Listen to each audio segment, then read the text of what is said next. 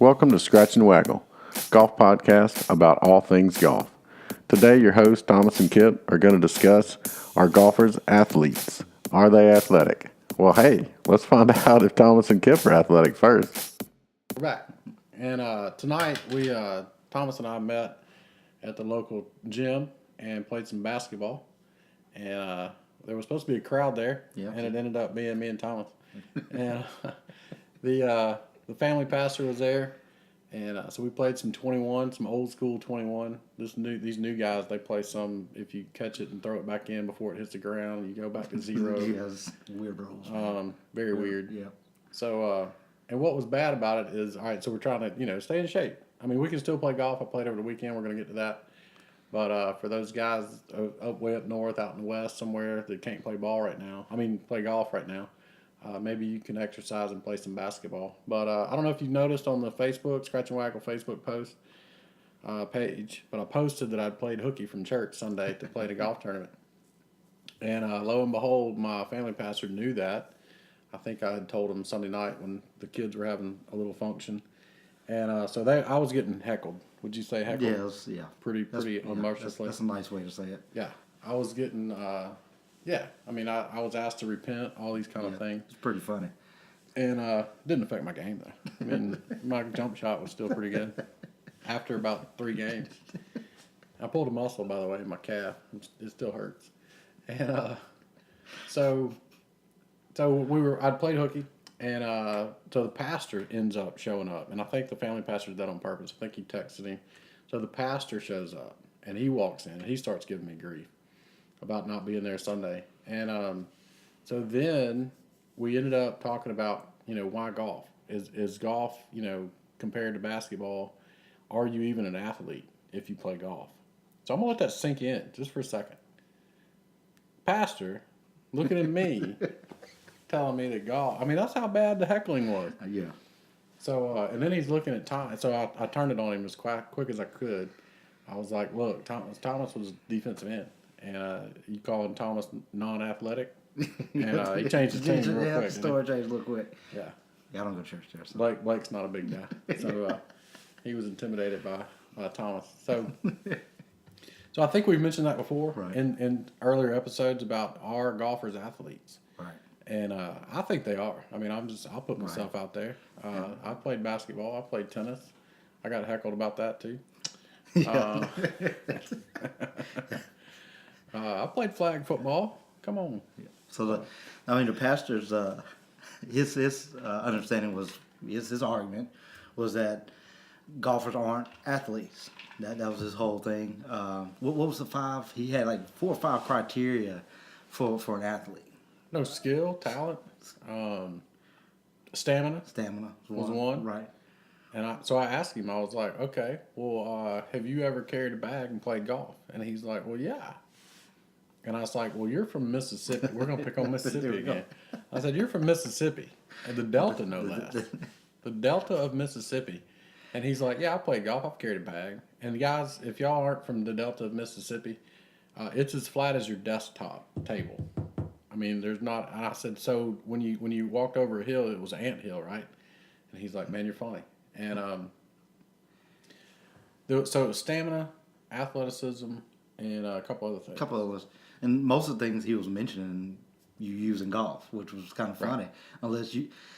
For somebody that's outside looking into golf, they have an understanding. And I even agree with them. At a certain point, before I started playing the game, I had the same mindset that he had. I felt the same way.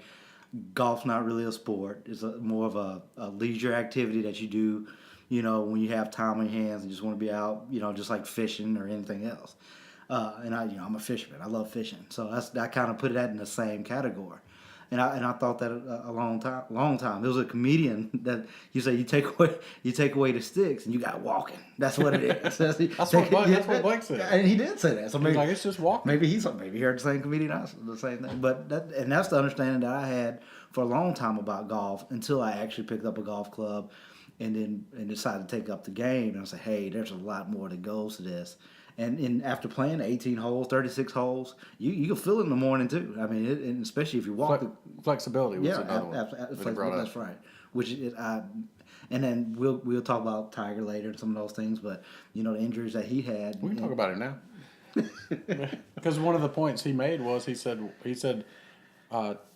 he mentioned that Tiger was the only athlete in He golf. did say that. That's right. Or something to Yeah, that he effect. did. Yeah. And I'm like, well, I agree with you there. Right. And I agree too that when Tiger came onto the scene, he raised the bar. Because now that Tiger's been out and Blake was trying to, people like John Daly, I mean, he was naming all the, guys that don't look like athletes. Right.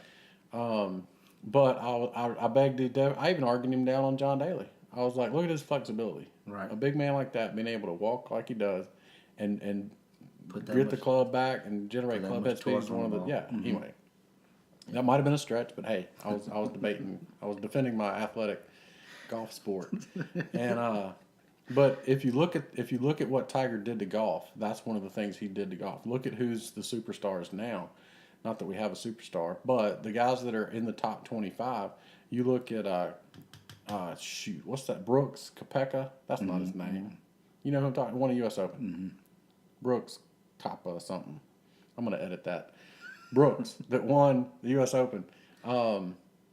He's athletic. He looks like a bodybuilder. You look at Rory. He doesn't have an ounce of fat. You look at Justin Thomas, Roll Tide.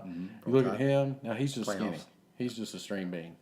And you look at Bubba Watson. And what's John Rahm? That's John Rahm. Yes. Spaniard. Yeah, and I watch He's him. kind of chunky. He is, but you could tell he's an athlete. Yeah. No, I'm not. Yeah, I'm just saying. I was going through a list of guys that looked athletic. And now you throw John Rahm in there. What was that? But I'm Curveball. I'm just saying from an athletic standpoint, watching him, what he can put behind the ball and how much power and How does he do that? It looks like he's half swinging. Yeah, and it's definitely an athletic component to that. I'm gonna try that next time I play half swing, see if it goes further. So please, if you're listening, let us know what you think. I'm gonna learn how to do a poll on Twitter, and I'm gonna put that out there. Do you think golfers or just a discussion? I like how these college football guys throw out there. Should Alabama be in the playoffs? Discuss. What? That's not a discussion. It's a fact. Yeah, I mean, come on. So Tiger is back, by the way. So what has he done for the game? What is he gonna do for the game? We've talked a little bit about what he's done to the game. I mean, he transcended the golf game to where people, and I think we talked about this. I don't know if it's an episode or just talking freely, but I mean, he brought people that weren't interested in the game. Absolutely. They were watching him on TV just because it was Tiger and what he was doing to the sport. Right. And just the excitement that he brought to it. Right. And then while he was out, his work ethic, his workout ethic that he put together brought all those young kids, Sergio Garcia. Sergio Garcia. I'm just trying to name folks that changed, and some of the guys that even changed their body. Charlie Hoffman. Mm-hmm. He was a chunk. He was chunky, and look at him now. I mean, he's slim, he's trim, he's gonna do some work here in Mobile, by the way. With hair and legs. Yeah, that's right. Check it out. Charlie, you listening? We're excited about it. So Tiger Woods, and I'm really excited he's back. I'm not. I might be a minority in that, but I'm glad Tiger's back because he's going to bring the excitement back to the game. And you've already seen Justin Thomas reaching out to him. You've seen Bubba Watson is tweeting out there. He wants to play in the Zurich Classic. I hope I'm saying that right, New Orleans, which is right next door to us, basically. So Thomas and I were just talking about that. We're going to try to get some tickets to that and get him to get a picture with Scratch and Waggle. So, well, you got to think about those guys like Justin Thomas and some of them, Roy McIlroy, and Tiger Woods was probably. No, it's not even probably. It was their icon growing up as. Yeah, Roy has admitted that. Yeah, so, and they, trying to mimic some of his shots and mimic some of his work ethic and things like that. So now he's back, and now they have an opportunity to play with their hero, basically. Their idol that they grew up. They're going to take all advantage of that. So. Oh, absolutely. Again, I mean. And I think he's been around golf too. He was at the Ryder Cup. He was co-captain, I think. Co-captain, yeah. And I think that's where Bubba. When I first saw Bubba's tweet, I thought, they worked together during that Ryder Cup, and I wouldn't doubt Tiger accepts that. I think he might. Yeah. And what would that do to this area? Oh man, it'd be awesome, and we would go. We'd get a ticket. We'll get a ticket. But yeah, Tiger, definitely you could say he's an athlete, and I think he's raised the bar for what golfers are trying to attain in their because they don't want to sit around. They don't want to be the beer belly guys. They don't want to be the old man sport anymore. So what I threw the challenge down at Blake was I was like, hey, do you think you could carry a bag and hit golf shots at a course here in Mobile that has hills bigger than the ant hill for 4 days in a row? I mean, that's 72 holes of golf that you've got to carry your bag and play. And of course he brought up, why does everybody go to the pro athlete? And I was like, what are you talking about? He's like, well, a regular golfer's not going to do that. Right. And I was like, well, I'll do that. I did that this weekend. I walked. And then he talked about his the caddy. For the, yeah, for the yeah, oh yeah. He was like, they got a caddy. They don't even carry carry it. them. Sorry, I lost that. You I changed the subject. You did, I forgot what I changed it to. I yeah. changed the subject. Bonus coverage. We're going to talk about walking versus riding. So and we mentioned it before too, walking versus riding. I have tried to encourage Thomas, as a beginner, I think you learn better walking. Yeah, so if at all possible. Yeah, so from walking, and I've done both now, obviously, but and especially when I'm by myself, when I'm playing by myself, walking does a lot of several things for you as you do it. The lay of the land, just the feel of the course, the slopes, the downhills, the uphills, and feeling as you walk. It helps you play certain shots a certain way. The time to think about your shot in between is huge. That's real important. So let's say you drive one, 200 yards. Now you walk to do your second shot. Now you have a couple minutes there to think about. Okay, the wind's doing this. I might use this iron. I'm this far outside of the green. Now you're making this decision before you even get to your ball. So now those nerves and all that thought process that you typically have to do in a cart when you drive right up to it and try to make that decision right there. You get you a minute or two to kind of relax, catch your breath there, and make a decision of what I'm gonna do with this next shot, which helps me tremendously with the walking part of the game. Also, and it's kind of funny with the walking part of the game, you want to control your shots a little better because you don't want to have to walk 30, 40 yards off the fairway to go to the next ball and that's walk where I into was the trying to go with Blake. Blake. By the time he armies it left and right because he's a terrible golfer, he said, I hadn't seen him play. But that was my point. By the time he shot 160, he would be tired. You'll be because you'd be in the brush and the woods and the and all that type of thing. But you bring up great points, and that's why I wanted. And for any beginner, but especially Thomas, since I'm his coach, and I don't want him to make me look bad. But that's why you walk, because you hit a shot. Number one, you start getting a feel for, and you can even step off your yardage that way. Right. Yeah. And then perfect. You're thinking about what you just did. You're feeling the wind. You're feeling the terrain of the golf course. Then you get to your ball. You drop your bag, you're guessing, or you're looking around. You've already maybe stepped off the yardage. Maybe you passed the 150-yard marker, and you took the 10 steps. You're 140. Right. Now you can, you don't have to use rangefinder every shot. Right. Pins on the front. You knock off 10 yards. Okay, I got 130 yards. And when you're in a golf cart, typically there's music playing. Yeah. Typically you're driving fast, right? You want to get there as quickly as possible. Maybe even slide up to the ball. I've done that once or twice. So when you get there, now you've not thought about anything because whoever you're typically riding with is either telling you a joke. That's right.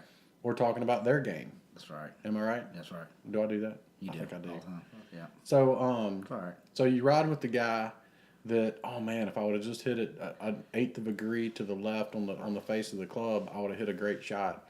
Or if I would have released my wrist at the right time, I just missed it. Or gosh, if that dog wasn't barking three counties over, I would have hit a great shot. So all of a sudden, you're listening to your cart partner. Right.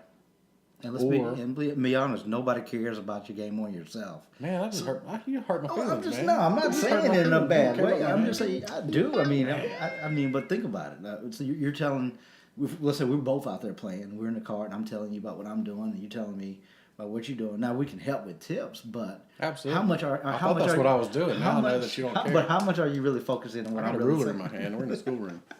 Just saying, you only gonna. But care you're right. You see where You're I'm right. going, and it can throw you off if somebody's telling you how bad they're doing, or I should did this, that, and the other. When you're trying to focus on your shot, the next shot, and what you did, you need to improve from your last one. If you got somebody in your ear telling you that, you can't focus on your. And thoughts. when you walk, it you're just, splitting up. It changes. Because Yeah, they're going one way, you're going the other. So it just helps most of the time. Most, yeah. But yeah, and I think the biggest thing for me when I was learning, and have I talked about where I learned yet? Savannah, Georgia. Yeah, Georgia. Bacon Park. Not on podcast. You talk told about me. golf and bacon in the same sentence. I mean, love. You know what I'm talking about. Woo. But shout out to Savannah, Georgia. They are a huge golf town. But that's where I learned to play. I think it's still there. I'd love to go back, nostalgia reasons, and go and play this. When I lived there back in the early '90s, it was 3 9-hole courses. Let me see if I can remember the names of them. It was Cypress, Magnolia, and I can't remember the one that was right off to the right when you came in. But played there. They thought I was young, so I could play for like $3, and I would walk, and that's all I did. I walked, and I carried. This is before stand bags, Thomas. Now I know you like that because you like making fun of how old I am. But I carried a Burton leather bag, one strap. It was a one-strap bag, wooden drivers, I think. No, it wasn't that bad. Yep. But it was a Burton bag, heavy as all get out. Terrible clubs. It was first generation TaylorMade burners. Those drivers, we thought they were the greatest thing. They look about the size of a tennis ball now. I mean, they're so small. Have you ever seen one? I know. Yeah, I've seen it. They're You might have to tiny. post that picture. Tiny. Ooh, that'd be funny. Yeah. I mean, I wonder- Compared to the. I don't even know if anybody's got one anymore. Anyway, so, I mean, how do you go wrong, right? Bacon and golf, same place. Bacon Park in Savannah, Georgia, municipal course there. I'd love to go back and play, but played there all the time. Walked, and what you learn walking is you learn your yardage a lot faster walking than you will riding in a golf cart using a rangefinder. And also course knowledge is something.